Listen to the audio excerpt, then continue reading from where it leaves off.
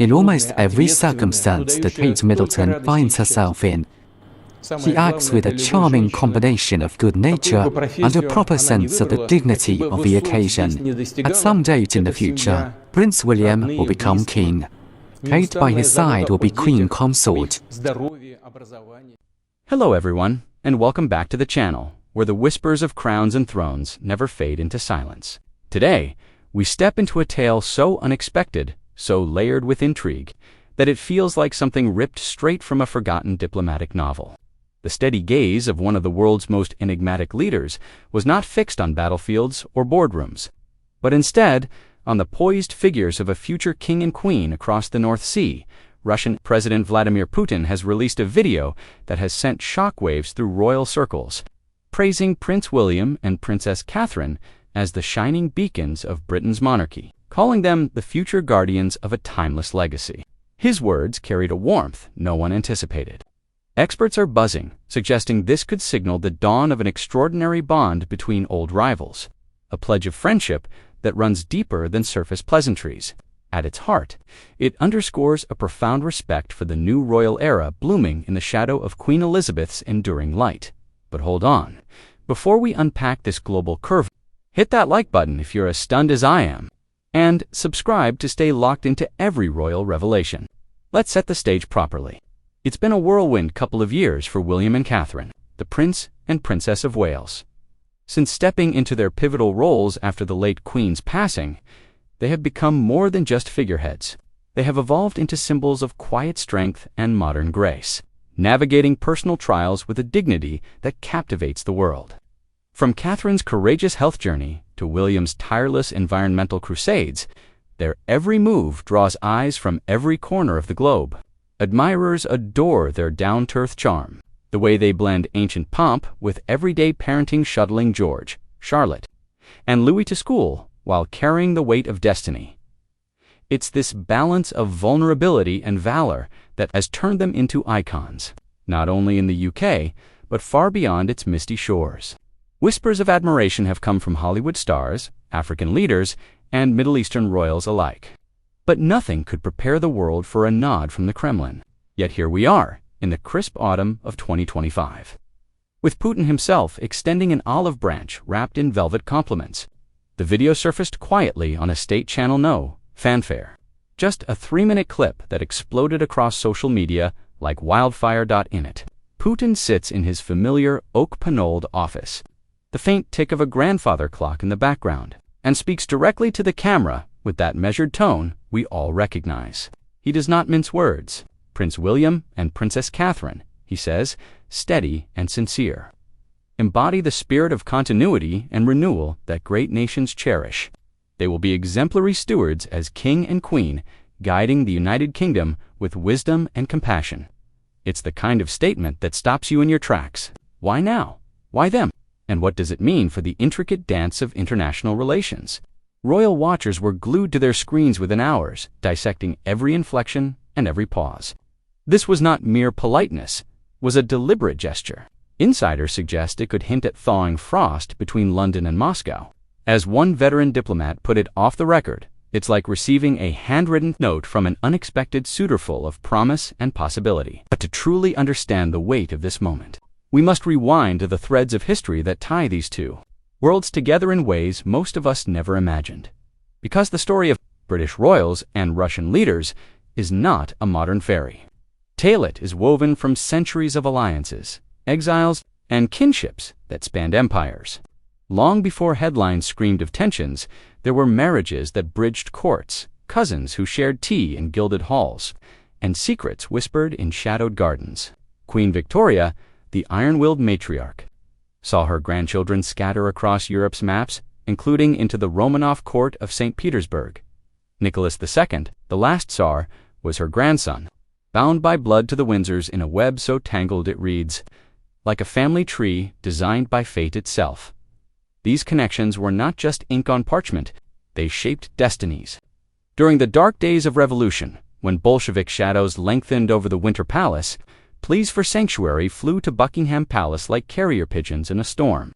King George V agonized over the fate of his Romanov relatives, weighing loyalty against the tempest of politics.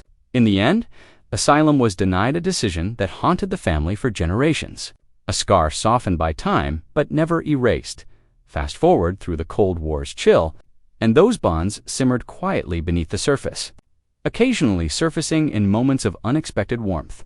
Remember the 2003 state visit when Putin stood beside Queen Elizabeth at a banquet, toasting her reign with words of deep respect. He called her a symbol of stability, an echo of the admiration many felt for her unshakable poise. Elizabeth, ever the diplomat in pearls, responded with that signature sparkle, transforming a formal evening into a rare moment of genuine rapport. Just over 2 years after her passing, the monarchy stands at a crossroads. Putin's video feels like an echo of that bygone courtesy redirected toward her successors. William and Catherine, with their fresh approach, seem to have stirred in him that same sense of enduring grace.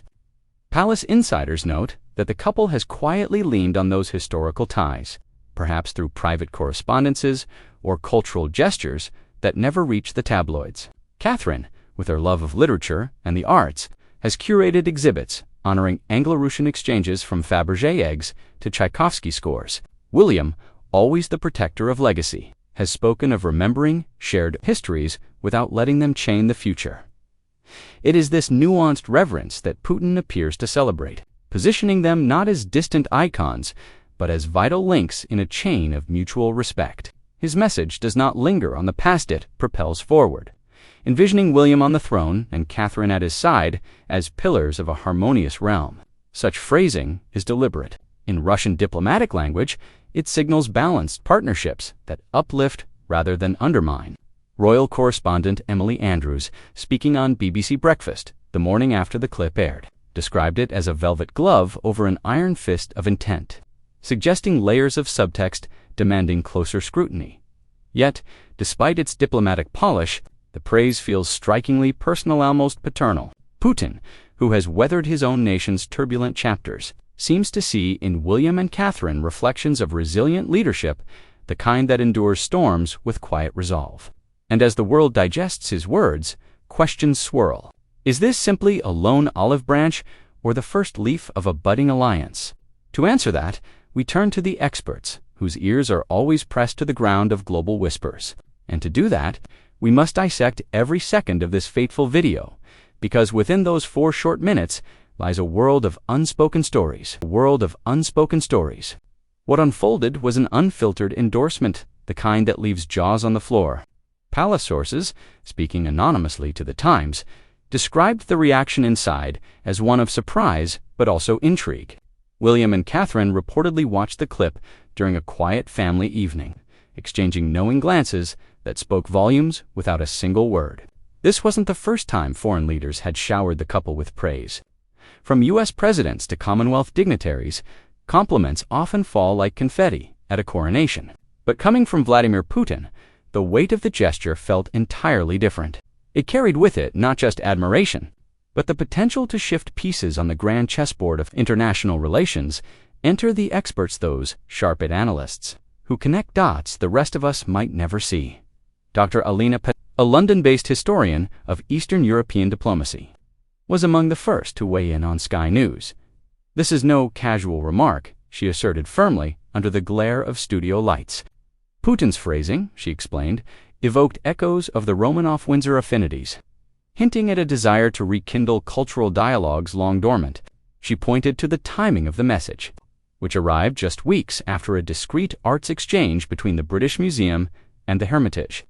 In St. Petersburg, an initiative where Catherine's influence was quietly noted, fellow commentator Sir Reginald Hawthorne, a former ambassador to Eastern Europe, echoed her sentiment in a Guardian op-ed, describing the video as a breadcrumb trail toward unprecedented amity.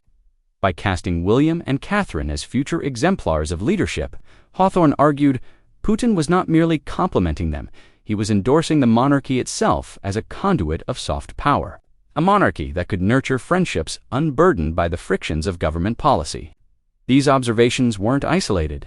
From Brussels think tanks to Washington foreign policy forums, analysts interpreted the video as a deliberate pivot, a suggestion that Moscow might value the monarchy's stabilizing influence in an increasingly volatile world. Yet beneath the political scrutiny lay a deeply human thread. Putin's own reflections on legacy. At 73, with his nation's story still unfolding, he seemed to recognize in William, now 43, and Catherine, 42, the vigor of renewal, a generational handoff executed with poise. In many ways, the video felt like a mirror, reflecting qualities he himself admired in leadership, endurance, composure, and the ability to weather storms with quiet dignity. As reactions poured in, from delighted emojis in royal fan groups to thoughtful Reddit threads parsing every line, one truth became clear. This moment had transcended gossip. It had become a bridge of sorts, inviting the world to imagine unlikely harmonies in an age so often defined by division. In Moscow, state media amplified the clip with deliberate subtlety, pairing it with archival footage of royal visits to Russia in the 1990s.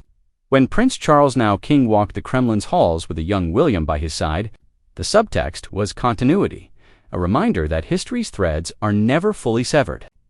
Officials within the Russian Foreign Ministry, quoted in Kommersant, described the release as a personal initiative from Putin, himself underscoring its authenticity rather than orchestrated propaganda. According to insiders, no grand strategy session preceded it. Instead, it stemmed from his long-standing fascination with monarchic traditions, a theme he has touched on in memoirs and interviews, often citing Elizabeth II's reign as a model of enduring grace across the Channel. The response was measured as befitted the Windsor playbook. A Kensington Palace spokesperson offered only a brief line: "We are grateful for the kind words," carefully sidestepping speculation while leaving doors discreetly ajar. But behind palace walls, the buzz was electric. Royal biographer Robert Lacey, in a swift newsletter dispatch, revealed that William had long admired cultural overtures from the East, once confiding to friends about the profound artistry of Russian ballet after a private Bolshoi performance. Catherine, ever the curator of connections, has for years championed initiatives like the Anglo-Russian Youth Arts Forum, which quietly brings together young talents in literature. These projects may not dominate headlines, but they build something more powerful: goodwill. The very kind of goodwill Putin's praise seemed to celebrate. Dr. Petrova went further in her analysis, suggesting the video hinted at a commitment to friendship that might soon manifest in non-political realms: joint heritage projects, educational exchanges, even environmental collaborations where William's Earthshot Prize could intersect with Russian conservation efforts in Siberia's vast tiger reserves. "It's unprecedented because it's personal," added Hawthorne in his piece, noting how the clip bypassed the chill of official diplomacy in favor of the warmth of mutual regard. That personal tone was most evident in Putin's closing words, where he wished the couple health and harmony in their vital endeavors, a phrase laden with goodwill, interpreted by royal watchers as a veiled invitation to deeper dialogue. Imagine, if you will, a future state visit where Catherine's passion for global causes is woven into Russia's cultural tapestry, or where William's vision of planetary healing finds common ground in cross-border collaborations. The possibilities thrill as much as they surprise, painting a vision of bridges built not from steel and treaties, but from shared stories and sincere admiration. On social media, fan art captured the mood: crowns entwined with matryoshka dolls, images of Fabergé eggs beside the Welsh dragon, symbols of an imagined unity that sparked conversation far beyond the usual royal gossip. The video, in short, had taken on a life of its own, morphing into a symbol of what admiration over alienation might look like in practice. But to truly grasp its weight, we must step back into the shadow of the Queen, whose presence still lingers. No discussion of this moment escapes the gravitational pull of Queen Elizabeth II, whose 70-year reign was a masterclass in bridging divides with effortless elegance. Putin's video opened with her framing William and Catherine as her rightful torchbearers, a tribute that landed with poignant precision. Elizabeth's interactions with world leaders were legendary.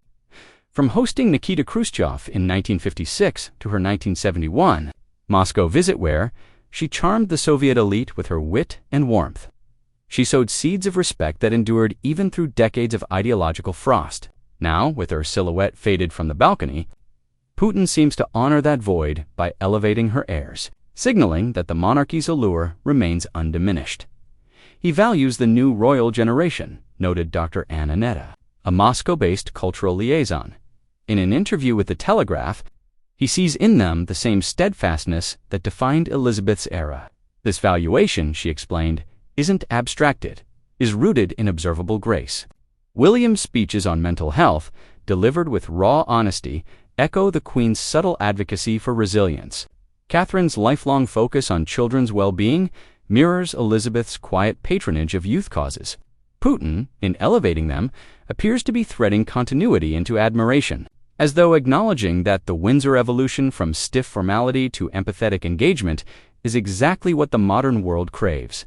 Speculation naturally swirls about private exchanges. Royal forums buzz with whispers of letters passed discreetly through neutral embassies, not policy papers, but personal reflections on the burdens of duty. One source near the Russian cultural attaché even hinted at Putin gifting the couple a rare Fabergé-inspired piece during an informal exchange last spring, a token of esteem that predated the video. Such gestures build quiet trust, laying the foundation for the very friendship now dissected by pundits. Think tanks such as Chatham House have already convened panels to map the possibilities, not in terms of sweeping treaties, but in soft alliances, arts collaborations, scientific research, environmental dialogues.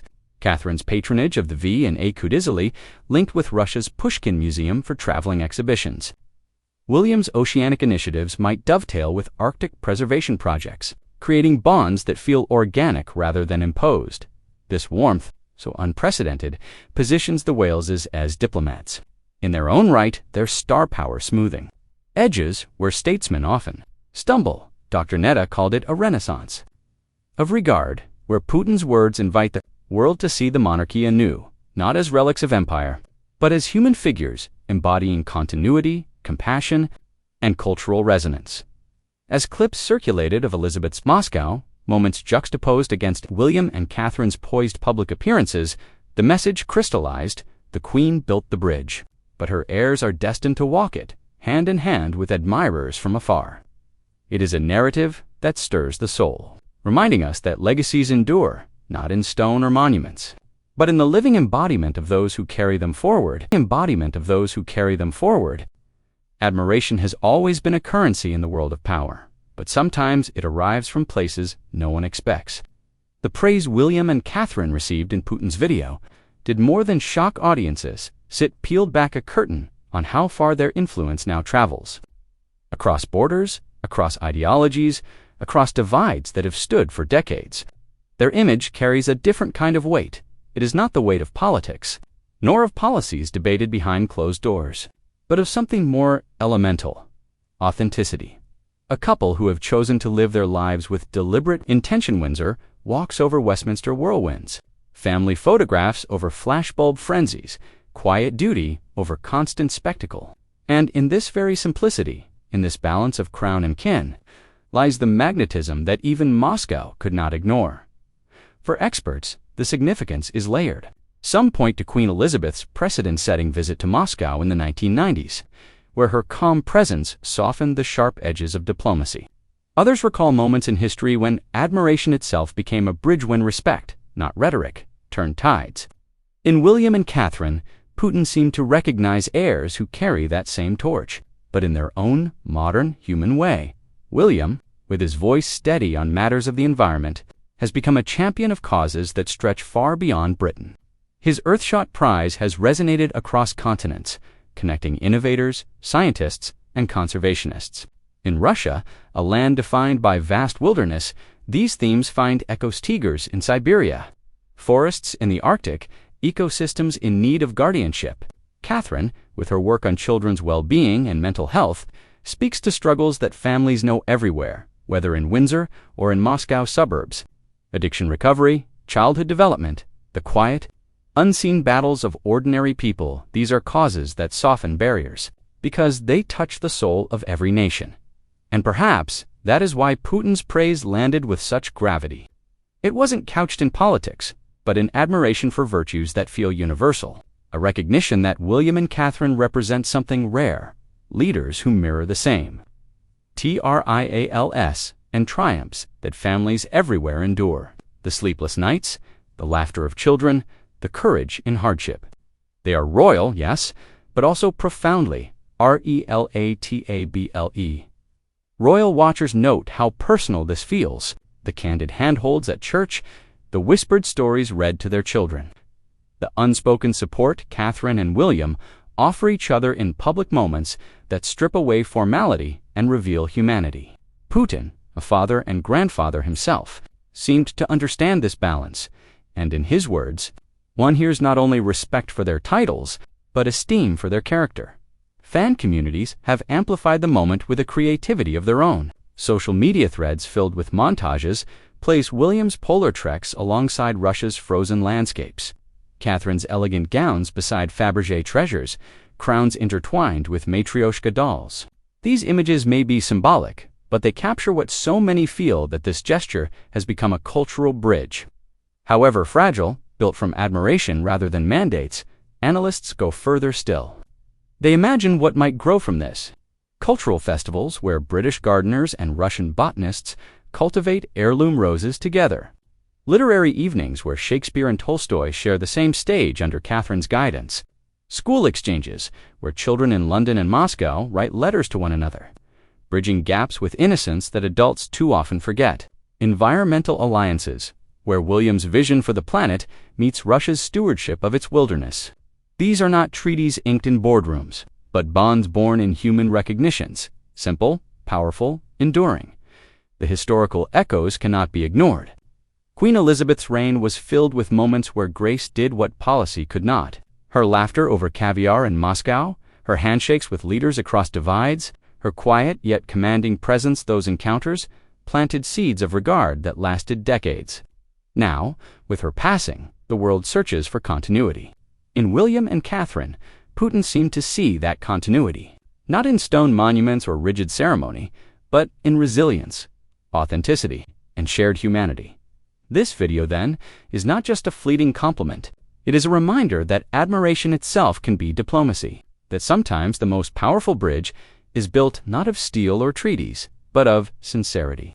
For William and Catherine, it is validation of their vision that monarchy in the modern age can be both approachable and august, both rooted in tradition and alive with empathy. As Kensington receives letters from admirers worldwide, one message stands out: your grace unites us all, even from unexpected horizons. It is a sentiment that rings true in this moment. Across Windsor evenings and Moscow salons, across continents and cultures, the lesson resounds: unity begins with understanding, one sincere word at a time. And so, as this unexpected chapter unfolds, the question remains: does this mark the spark of a warmer world, where admiration replaces alienation? Or is it a solitary flicker in the vast night of global divides? Only time will answer. But for now, the image endures.